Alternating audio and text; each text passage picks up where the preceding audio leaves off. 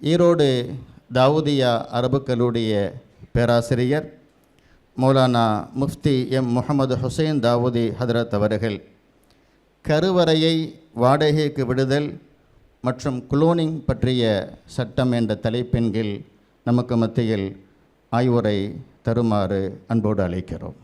பிஸ்மில்லாஹிர் ரஹ்மானிர் ரஹீம். இன்னல் ஹம்தலில்லாஹ் நஹ்மதுஹு வ நுஸல்லி அலா ரசூலிஹில் கரீம். அம்மா பஅத். ஃபஅஊது பில்லாஹி மினஷ் ஷைத்தானிர் ரஜீம். பிஸ்மில்லாஹிர் ரஹ்மானிர் ரஹீம். வலஉதில்லன்னஹும் வலஉமன்னியன்னஹும் வலஆமுரன்னஹும் ஃபலயுபத்திகுன்ன ஆதானல் அன்ஆமி வலஆமுரன்னஹும் ஃபலயுகய்யிருன்ன ஹல்கல்லாஹ் வமன் யத்தகிதி ஷைத்தான வலியம் மின் தூனில்லாஹ் ஃபக்கத் ஹஸிர ஹுஸ்ரானம் முபீனா. ஆமன்து பில்லாஹ் சதகல்லாஹ் மௌலானல் அதீம் வசதக ரசூலுஹுன் நபியுல் கரீம் வநஹ்னு அலா தாலிக மினஷ் ஷாஹிதீன வஷாக்கிரீன் வல்ஹம்துலில்லாஹி ரப்பில் ஆலமீன். புகழ் அனைத்தும் உள்ள ரஹ்மான் அல்லாஹ் ஒருவனுக்கே உரித்தாகட்டுமாக. சலாத்தும் சலாமும் கண்மணி நாயகம் ரசூல் அக்ரம் ஸல்லல்லாஹு தஆலா அலைஹி வஸல்லம் அன்னவர்கள் மீதும், அன்னாரின் வழியை பின்பற்றி நமக்கு வழிகாட்டிகளாக விளங்குகிற சங்கைக்குரிய சஹாபாக்கள், தாபியீன்கள், தபா தாபியீன்கள், நல்லோர்கள் மற்றும் நம் அனைவர் மீதும் என்றும் நின்று நிலவட்டுமாக. சங்கைக்கும் மிகுந்த மேன்மைக்கும் உரிய இவ்விழாவினுடைய தலைவர் ஹஜரத் கிபிலா தாமத் பரக்காத்துஹும் அவர்களுக்கும், பல பணிகளுக்கும் சிரமங்களுக்கும் இடையிலே மார்க்கத்தை தெரிய வேண்டும் என்கிற ஆவலோடு வருகை தந்திருக்கின்ற மேன்மைக்குரிய உலமா பெருந்தகைகள் அனைவருக்கும் ஆரம்பமாக எனது சலாமை தெரிவித்து என் வார்த்தைகளை துவக்கம் செய்கின்றேன். அஸ்ஸலாமு அலைக்கும் வரஹ்மத்துல்லாஹி வபரகாத்துஹு.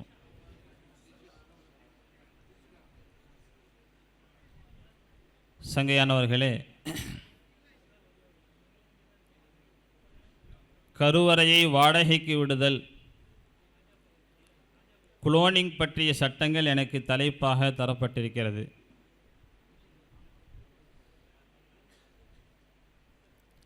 அல்லாஹ் ஜல்ல ஷானஹு தஆலா இவ்வுலகிலே அடியார்களுக்கு தரக்கூடிய ஒரு உன்னதமான பாக்கியம் குழந்தை செல்வம்தான்.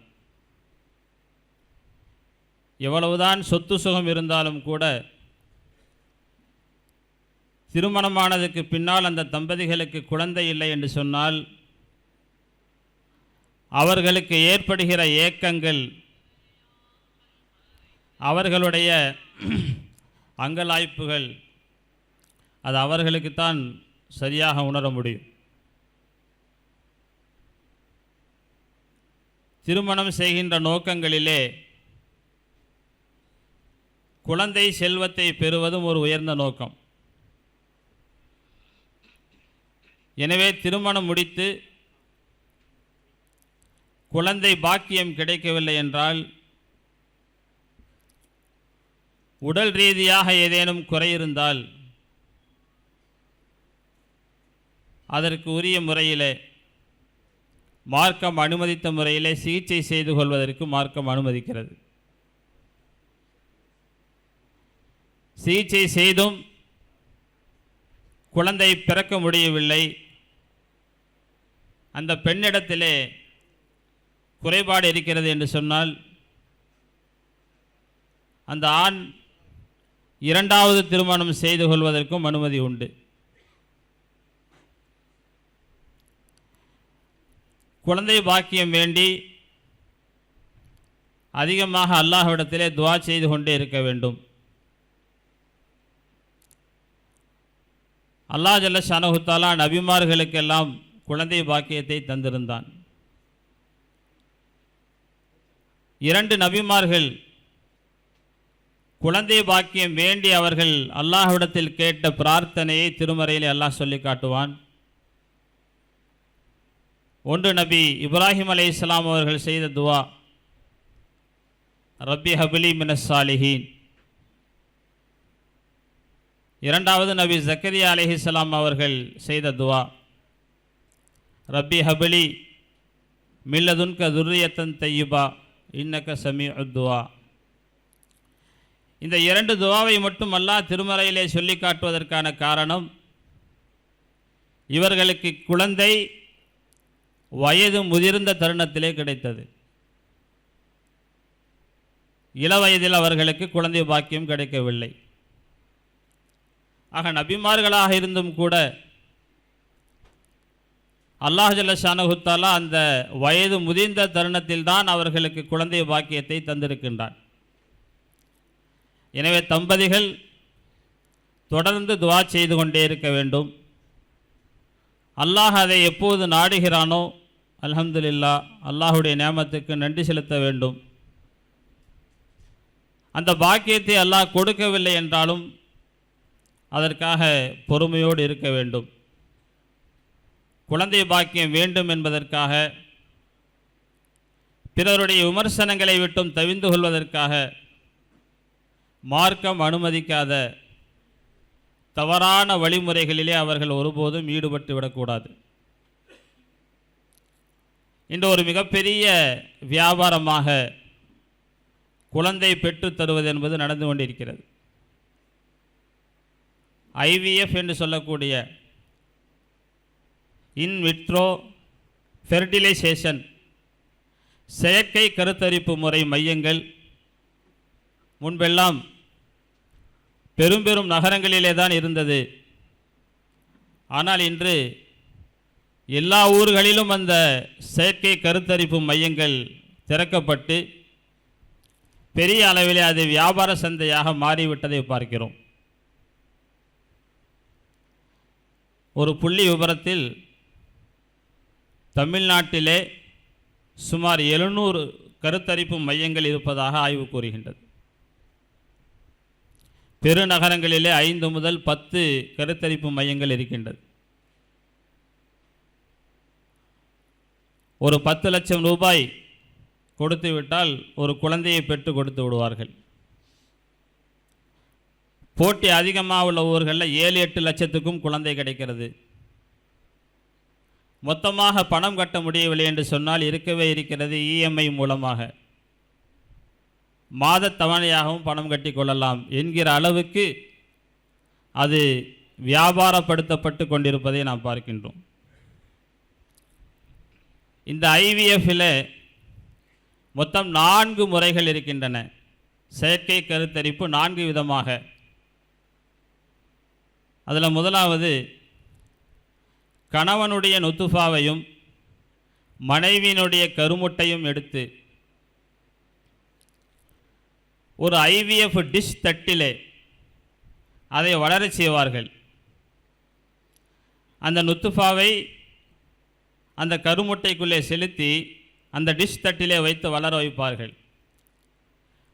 2 முதல் 4 நாட்களிலே அது ஓரளவுக்கு வளர்ச்சி அடைந்துவிடும். அதற்கு பிறகு பெண்ணுடைய கருவறைக்குள்ளாக அதை இன்ஜெக்ட் செய்வார்கள். ஒரு 10-14 நாட்கள் கழித்து இரத்த பரிசோதனை மூலமாக கர்ப்பம் ஏற்பட்டு விட்டதா என்பதை உறுதி செய்து கொள்வார்கள். இவ்வாறு பிறக்கக்கூடிய குழந்தைக்கு டெஸ்ட் டியூப் பேபி, சோதனை குழாய் குழந்தை என்று பெயர். உலகத்தினுடைய முதல் test tube baby British doctor Robert Edwards என்பவர் மூலமாக 1978 ஜூலை 25ஆம் தேதி ஒரு பெண் குழந்தை லூயி ஜாய் பிரவுன் என்கிற பெண் குழந்தை உருவாக்கப்பட்டது. இன்றைக்கி அந்த பெண்ணுக்கு ஏறக்குறைய 48 வயசு. திருமணமாகி அந்த பெண்ணுக்கு இயற்கையான முறையில் குழந்தைகள் பிறந்திருக்கிறது. இதுதான் முதல் சோதனை குழாய் குழந்தை.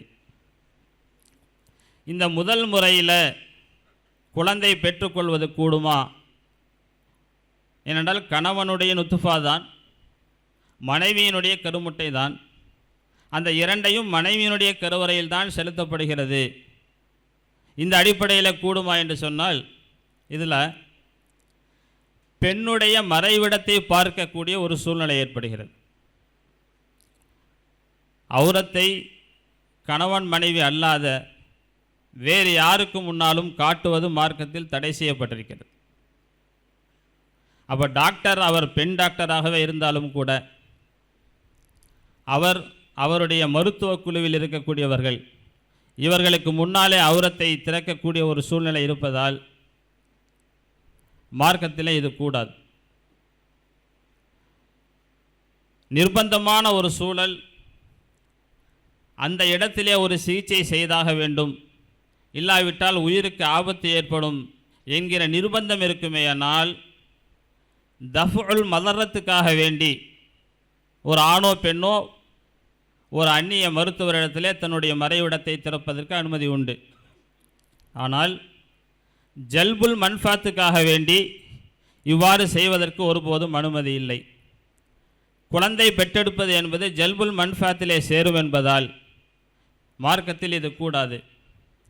ஆனால் ஒருவேளை கணவன் மருத்துவராக இருந்து இந்த ஐவிஎஃப் முறையை நன்கு தெரிந்தவராக இருந்தால் அப்போது வேண்டுமானால் தன்னுடைய மனைவிக்கு தன்னுடைய நுத்துஃபாவின் மூலமாக இந்த செயற்கை கருத்தரிப்பின் மூலம் குழந்தை பெறுவதற்கு அனுமதி உண்டு.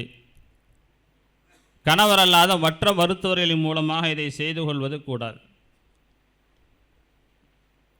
இது முதல் முறை. இதற்கு அடுத்து 3 முறைகள் இருக்கிறது. இரண்டாவது முறை கணவனுடைய நுத்துஃபா, ஆனால் மனைவியினுடைய கருமுட்டை அதற்கு தகுதியாக இல்லாத சமயத்தில் வேறொரு பெண்ணுடைய கருமுட்டை எடுத்து இணைத்து கருவை உண்டாக்கி தன்னுடைய மனைவியினுடைய கருவறையிலே செலுத்தி குழந்தை பெற்றெடுப்பது. இது 2வது முறை.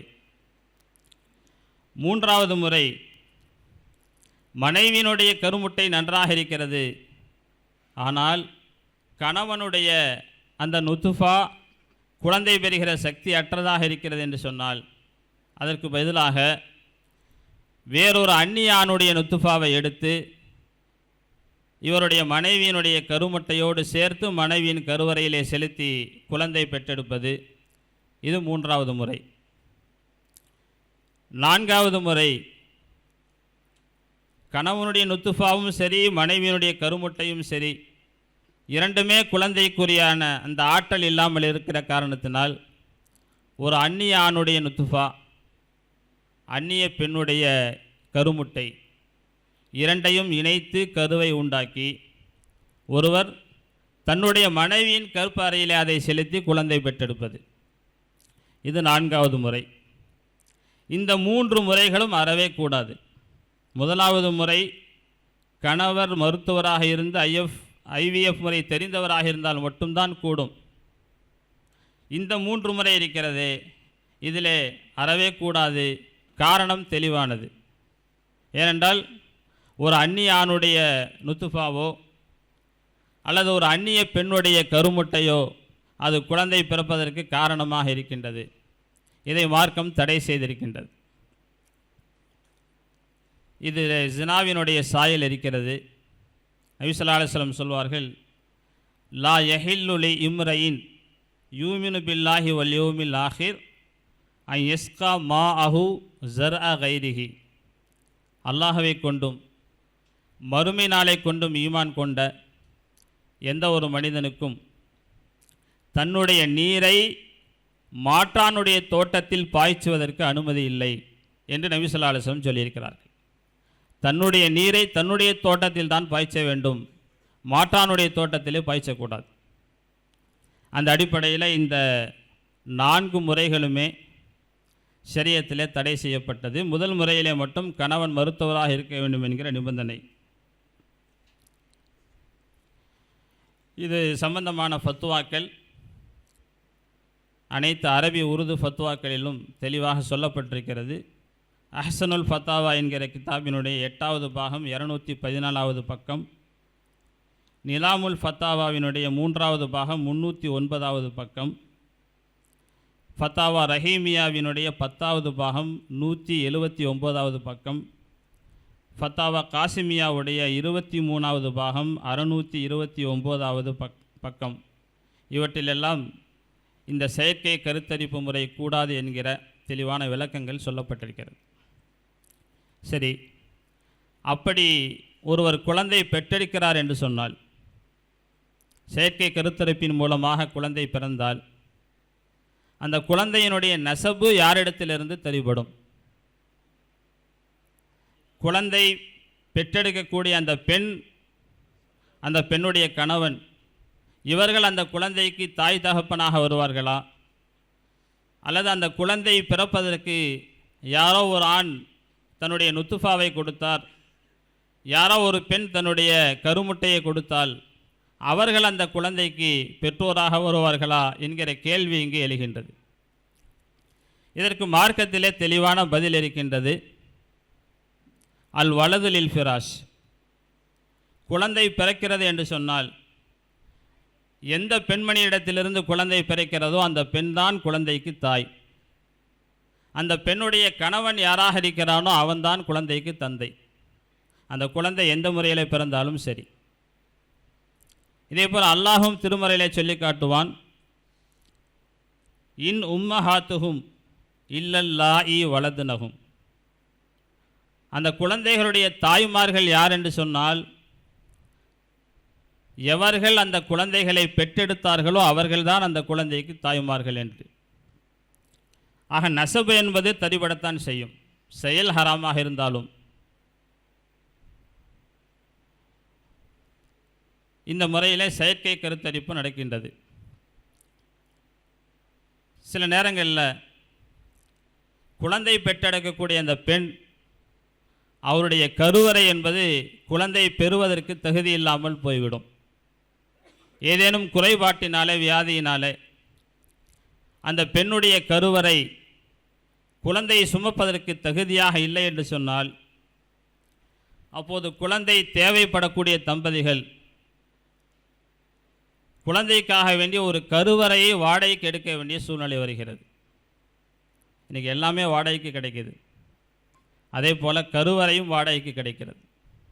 இதைத்தான் வாடகை தாய் என்று சொல்கின்றார்கள்.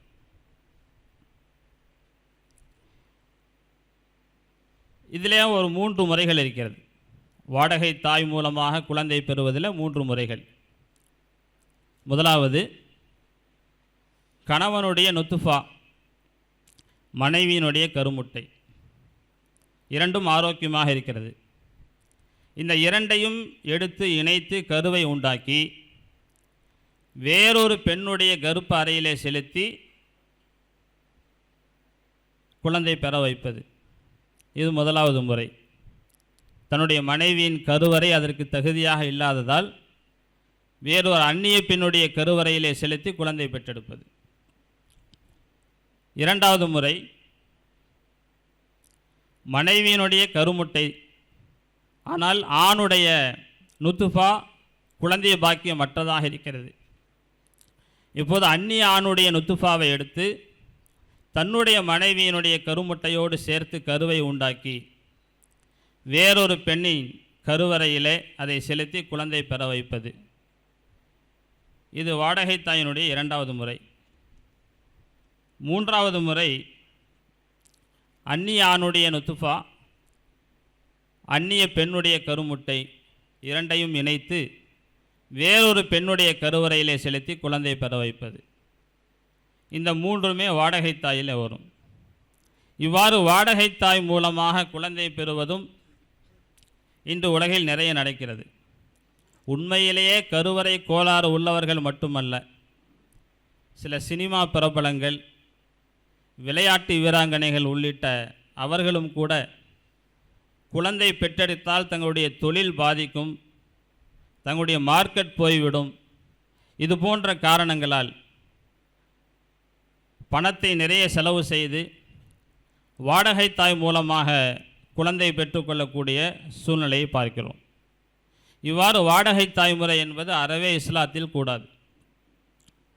2014 வருடம் மார்ச் மாதம் குஜராத்திலே நடைபெற்ற 23வது அகில இந்திய ஃபிக்கு அகாடமியினுடைய தீர்மானங்களிலே வாடகை தாய் கூடாது என்பது தெளிவாக கூறப்பட்டிருக்கிறது. ஹஜ்ரத் அவர்கள் அறிமுகம் செய்த அந்த புத்தகத்திலே அதை பற்றிய தெளிவு இருக்கின்றது. ஆக செயற்கை முறை கருத்தரிப்பு என்பதும் வாடகை தாய் என்பதும் இந்த இரண்டுமே அல்லாஹ் நிர்ணயித்திருக்கிற இயற்கையான வழிமுறைக்கு மாற்றமாக குழந்தை பிறக்கிறது என்ற காரணத்தினால் மார்க்கம் அதை தடை செய்திருக்கின்றது. நான் ஆரம்பத்திலே ஓதி காட்டிய ஆயத்திலே அடியார்களை வழிகெடுப்பதற்காக வேண்டி ஷைத்தான் சபதமிட்டு வந்தான். அதிலே அவன் சொல்வான், வல ஆமுரன்னஹும் ஃபலயுகையிருன்ன ஹல்கல்லா, நான் மனிதர்களுக்கு கட்டளையிடுவேன், அவர்கள் என்ன செய்வார்கள் என்றால் அல்லாஹுடைய படைப்புகளை அவர்கள் மாற்றிவிடுவார்கள் என்று. இதற்கு பல தப்சீர்கள் இருக்கின்றன. அதில் ஒரு தப்சீர் இது. இயற்கையாக குழந்தை பிறப்பதற்கு அல்லாஹ் எந்த வழிமுறையை வைத்திருக்கிறானோ அதற்கு மாற்றமான தவறான முறையிலே குழந்தை பெற்றெடுப்பது என்பதும் அல்லாஹுடைய படைப்பை மாற்றுதல் என்ற சட்டத்தின் கீழே வருகின்றது. அதே போல் ஒரு அந்நிய ஆணுடைய நுத்துஃபாவை ஒரு பெண் தன்னுடைய கருவறையிலே பெற்று குழந்தை பிறப்பது என்பது அது ஏறக்குறைய ஜினாவுக்கு ஒத்திருக்கின்றது. ஆண் பெண் பாலின மாற்றங்கள் அதிலே ஏற்படுகின்றது. மனித உறுப்புகளை வியாபார பொருளை போல பயன்படுத்துகிற ஒரு சூழ்நிலையும் இதில் இருக்கிறது. கருவறையை வாடகைக்கு எடுப்பது, அதை ஒரு வியாபார பொருளாக பயன்படுத்துவது, அப்படி பயன்படுத்தி குழந்தை பெறுவதன் மூலமாக தாய்மை என்கிற அந்த புனிதமான உறவுக்கு களங்கம் ஏற்படுகின்றது. 10 மாதம் சுமந்து பல சிரமங்களை அனுபவித்த அந்த பெற்ற அந்த குழந்தையை அவருடைய கண்ணில் கூட காட்டாமல் அவரிடமிருந்து பிரித்து வேறு ஒருவருக்கு விற்பனை செய்யப்படுகிறது. இது உளவியல் ரீதியான பாதிப்புகளை உண்டாக்கும். அதைவிட பெரிய பாதிப்பு என்னவென்றால் அந்த குழந்தை அதனுடைய உண்மையான தாய் தகப்பன் யார் என்று தெரியாது. வாடகை தாய் மூலமாக பெற்றெடுத்து தரப்படுகிற அந்த குழந்தைக்கு தாய் தகப்பன் யார் என்று தெரியாமலே கடைசி வரை வாழக்கூடிய ஒரு அவலமான நிலையும் இதில் இருக்கின்றது. அதே போல் பெற்றோர்கள் நல்லவர்களாக இருப்பார்கள், ஆனால் அந்த குழந்தை பிறப்பதற்கு காரணமான ஆண் பெண்ணுடைய அந்த நுத்துஃபா கருமுட்டை தவறான நடத்தை உள்ளவர்கள், தீய பண்புகள் உள்ளவருடையதாக இருக்குமேயானால் அதனுடைய ஜீன்களும் இந்த குழந்தையிலே ஏற்படத்தான் செய்யும். இப்போது நல்ல பெற்றோருக்கு தவறான நடத்தை உள்ள கெட்ட பண்புகளில் உள்ள ஒரு குழந்தை பிறப்பதற்கும் காரணமாக இருக்கிறது. இவ்வாறு சமுதாயத்திலே பல்வேறு குழப்பங்கள் உண்டாகுவதற்கு காரணமாக இது இருப்பதால் தான் மார்க்கம் இதை தடை செய்திருக்கின்றது. அடுத்தபடியாக குளோனிங் பற்றிய சட்டங்கள். என இதுவும் ஏறக்குறைய செயற்கை கருத்தரிப்பினுடைய ஒரு முறைதான். அதுவும் இன்றைக்கு குளோனிங் என்பதும் உலக அளவிலே நடைமுறையில் இருக்கின்றது. அது சம்பந்தமாக சுருக்கமாக சில விஷயங்களை நாம் பார்க்கலாம். KLON குளோன் என்ற வார்த்தை, KLON இது கிரேக்க வார்த்தை. மரத்தினுடைய கிளைக்கு சொல்வார்கள். ஒரு மரத்தினுடைய கிளையை நட்டு வைத்து அதன் மூலமாக ஒரு புதிய மரத்தை உண்டாக்குவது. அதிலிருந்து வந்தது தான் இந்த குளோனிங் என்கிற வார்த்தை. குளோனிங் என்று சொன்னால் படி எடுப்பது, நகல் எடுப்பது என்று பொருள். ஒரு புத்தகத்தை நாம் ஜெராக்ஸ் கடையில் கொடுக்கிறோம், இதை முழுதாக காப்பி பண்ணி தர சொல்லி கேட்கிறோம். அவர்கள் அதே போல் முழுக்க காப்பி பண்ணி நாம் கொடுத்தது போலவே ஒரு புத்தகத்தை நமக்கு கொடுக்கின்றார்கள். இந்த ஜெராக்ஸ் காப்பி தான் குளோனிங் என்பது. இதில் பல வகைகள் இருக்கிறது.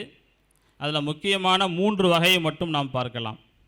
முதலாவது ஜீன் குளோனிங், அதாவது மரபணு குளோனிங். ஒரு உயிரினத்திலே இருக்கக்கூடிய DNA அந்த உயிரினத்தினுடைய அத்துணை விஷயங்களுக்கும் அதுதான் காரணமாக இருக்கும்.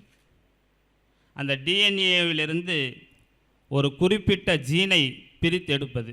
டிஎன்ஏ என்பது ஒரு புத்தகம் மாதிரி, அவருடைய அனைத்து வரலாறும் அதுக்குள்ளே இருக்கும். அதில் இருக்கிற ஒரு பக்கம் ஒரு ஜீன் மாதிரி.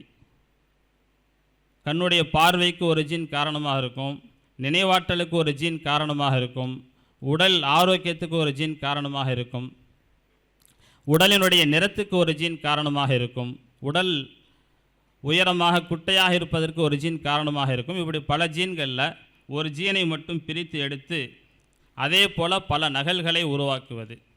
இந்த ஜீன் குளோனிங்களுடைய பயன்பாடு என்னன்னு சொன்னால், இதன் மூலமாக மருந்து தயாரிக்கப்படுகின்றது. ஒரு மனிதனிடத்திலிருந்து இன்சுலினுடைய ஜீனை எடுத்து, இன்சுலினுக்கு காரணமாக இருக்கிற ஜீனை எடுத்து அதை பாக்டீரியாவோடு நகல் எடுத்து இன்சுலின் மருந்து தயார் செய்து அந்த மனிதனுக்கு செலுத்தி சர்க்கரை வியாதியை முற்றிலுமாக குணப்படுத்த முடியும். ஆக மருந்து தயாரிப்பதற்கு இந்த குளோனிங் பயன்படுகிறது, மரபணு ஆராய்ச்சிக்கு பயன்படுகிறது. இதன் மூலமாக எய்ட்ஸ், கேன்சர் போன்ற உயிர்கொல்லி நோய்களை குணப்படுத்த முடியும் என்று கண்டுபிடித்திருக்கிறார்கள். அதே போல் தாவரத்திலே குளோனிங் செய்து அதிக எடை கொண்ட பல காய்களை, கனிகளை உருவாக்குவதற்கும் இந்த குளோனிங் பயன்படுகிறது.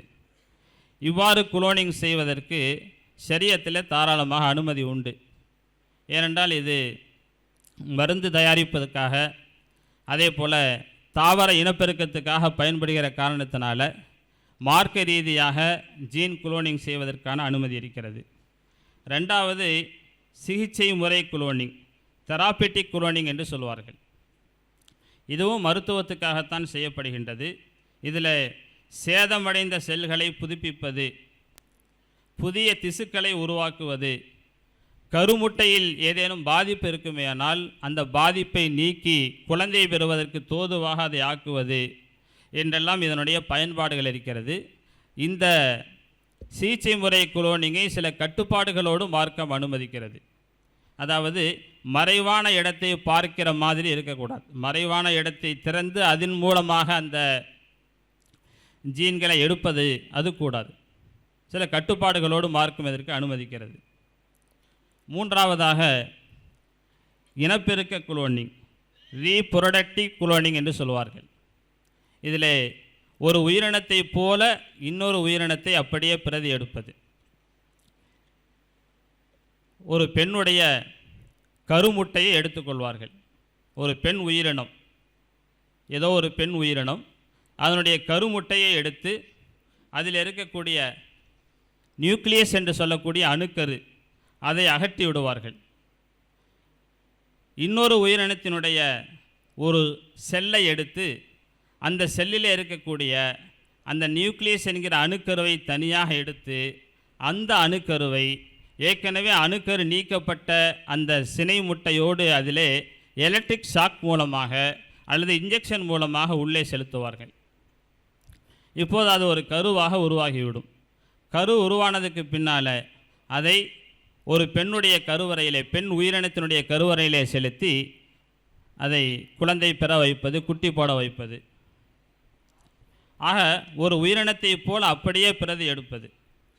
1996 ஜூலை 5ஆம் நாள் ஸ்காட்லாந்து நாட்டில் இயன் வில்மட், கீத் கேம்பல் என்ற 2 மருத்துவர்கள் சேர்ந்து உலகத்தில் முதல் குளோனிங் உயிரினத்தை உருவாக்கினார்கள். டோலி என்ற பெயருடைய ஒரு ஆடு, ஒரு பெண் ஆட்டினுடைய கருமுட்டையை எடுத்து அணுக்கருவை அகற்றியதற்கு பின்னால் இன்னொரு பெண் ஆட்டினுடைய செல்லை எடுத்து அதில் இருக்கக்கூடிய அணுக்கருவை இதில் செலுத்தி மூன்றாவதாக ஒரு பெண்ணாட்டுடைய வயிற்றிலே வைத்தார்கள். ஆனால் அது வளர்ச்சி அடையலை. இன்னொரு ஆட்டில் வச்சாங்க, வளர்ச்சி அடையலை. இன்னொரு ஆட்டில் வச்சாங்க, வளர்ச்சி அடையலை. 277 ஆட்டில் முயற்சி பண்ணாங்க, எல்லாமே தோல்வியில் முடிஞ்சிருச்சு. கடைசியாக 278வது ஒரு ஆட்டில் வச்சு தான் அது கருவாக வளர்ந்து 148 நாட்களுக்கு பின்னால் ஒரு ஆடு உருவாச்சு. அந்த ஆட்டுக்கு தான் டோலி ஆடுன்னு பேர். அந்த ஆடு ஒரு 6.5 வருடம் உயிரோடு இருந்து 2003வது வருடம் இறந்து விட்டது. உலகத்திலே உருவாக்கப்பட்ட முதல் குளோனிங் உயிரினம் அந்த ஆடு தான். அதற்கு பின்னால் உலகத்தில் பல இடங்களில் ஆடு, மாடு, கோழி, முயல், நாய், குரங்கு, எலி போன்ற பல்வேறு உயிரினங்கள் குளோனிங் முறையிலே உருவாக்கப்பட்டது. மருத்துவத்துக்காக, மருத்துவ ஆராய்ச்சிக்காக இவ்வாறு உருவாக்கப்பட்டது.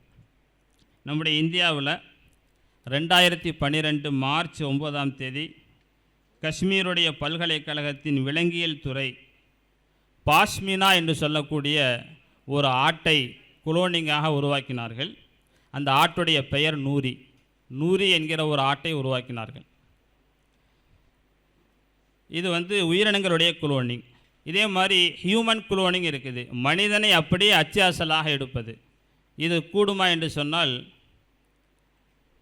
பல நாடுகள், 70க்கும் மேற்பட்ட நாடுகள் ஹியூமன் குளோனிங் கூடாது என்று தடை செய்து விட்டது. ஏனென்றால் இதில் பல அபாயங்கள் இருக்குது. ஒரு மனிதன் மாதிரியே ஜெராக்ஸ் ஒரு மனிதனை எடுக்கும்போது என்னாகும்னு சொன்னால் பல தவறுகள் நடக்கிறதுக்கு வாய்ப்பு இருக்குது. ஒரு பெரிய அளவில் குற்றம் செய்யக்கூடியவர்கள் தன்னை மாதிரியே ஒரு நகலை எடுத்து தாங்கள் குற்றம் செய்து தாங்கள் தப்பித்து கொண்டு அந்த குளோனிங் மனிதனை மாட்டிவிட்ட வாய்ப்பு இருக்கிறது. அதே போல் அவ்வாறு உருவாக்கப்படக்கூடிய அந்த உயிரினங்கள் அதனுடைய ஆயுள் காலம் மிக குறைவாக இருக்கும். அது ஆரோக்கியமற்றதாக, அடிக்கடி வியாதி ஏற்படக்கூடியதாக இருக்கும் என்பதெல்லாம் அனுபவபூர்வமாக மற்ற உயிரினங்களை வைத்து கண்டுபிடிக்கப்பட்டிருக்கிறது. இப்படி மனிதனையும் குளோனிங் செய்ய ஆரம்பித்து விட்டால் திருமணத்தினுடைய தேவை குறைந்துவிடும். திருமணம் செய்யாமலே குழந்தை பெற்றுக்கொள்ள முடியும் என்கிற ஒரு கட்டம் வந்துவிடும். அதே போல் திருமணம் செய்வதற்கு தாய் தந்தை ஆண் பெண்ணுடைய உறவு வேண்டும் என்பது இல்லாமல் ஒரு ஆணுடைய உறவில்லாமலே ஒரு பெண் குழந்தை பெற்றுக்கொள்ள முடியும் என்கிற சூழ்நிலையும் ஏற்பட்டுவிடும். அதே போல் யாரிடத்திலிருந்து நசபை தரிப்படுத்துவது, அந்த குழந்தையினுடைய பெற்றோராக யாரை தேர்வு செய்வது என்பதிலெல்லாம் பல குழப்பங்கள் ஏற்படுகிற காரணத்தினால 1997 அக்டோபர் மாதம் மும்பையிலே நடைபெற்ற அகில இந்திய ஃபிக்கு அகாடமியினுடைய 10வது செமினாரிலே இவ்வாறு மனித குளோனிங் செய்வது அறவே கூடாது. ஆனால் உயிரினத்தையும் தாவரத்தையும் குளோனிங் செய்தால் அதன் மூலமாக சமுதாய அளவில் எந்த விதமான பாதிப்பும் ஏற்படாது என்றிருக்குமானால் அவ்வாறு தாவரம் மற்றும் உயிரின குளோனிங் செய்து கொள்வதற்கு அனுமதி இருக்கிறது. ஆனால் அதையும் தவிர்த்து கொள்வது தான் சிறந்தது என்கிற தீர்மானம் அந்த ஃபிக்கு அகாடமியிலே செய்யப்பட்டிருக்கின்றது. ஆக எதுவெல்லாம் மனித குலத்துக்கு எதிராக வருகிறதோ, பல்வேறு குழப்பங்கள் இறைவன் வகுத்த இயற்கை முறைக்கு மாற்றமாக இருக்கிறதோ அதையெல்லாம் மார்க்கம் தடை செய்திருக்கின்றது. அல்லாஹ் ஜல்லஷானஹு தஆலா குழப்பமில்லாத முறையிலே நவீன கண்டுபிடிப்புகள் மூலமாக மனித சமுதாயத்துக்கு நல்ல பயன் ஏற்படுவதற்கு தௌஃபீக் செய்வானாக. வாஹிர் தாவானா அனில் ஹம்துலில்லாஹி ரபில் ஆலமீன். அஸ்ஸலாமு அலைக்கும் வரஹ்மத்துல்லாஹ். ஜஸாக்கல்லாஹு ஹைரன் கஸீரன் ஃபித்தாரைன். குறித்த நேரத்தில் ஹதரத் இது வரைக்கும் சொன்ன அசதுல்லா மௌலா விஷயங்களில் அடிப்படை ஷரியத்தில் இடிக்கக்கூடிய அல்லது பார்வை செலுத்தக்கூடிய பாயிண்ட் என்னவென்றால், இது போன்ற செயல்பாடுகளால் பெறக்கூடிய பிள்ளைகளின் நசப் என்ன, நசப் யாரோட சாபித், இது ஒரு முக்கியமான பிரச்சனை. காரணம், இந்த நசபின் அடிப்படையில் தான் வராசத்தும் ஜாரியாகும். நசபே பேதலிச்சிருச்சு என்றால் வராசத்தும் பேதலிச்சிரும்.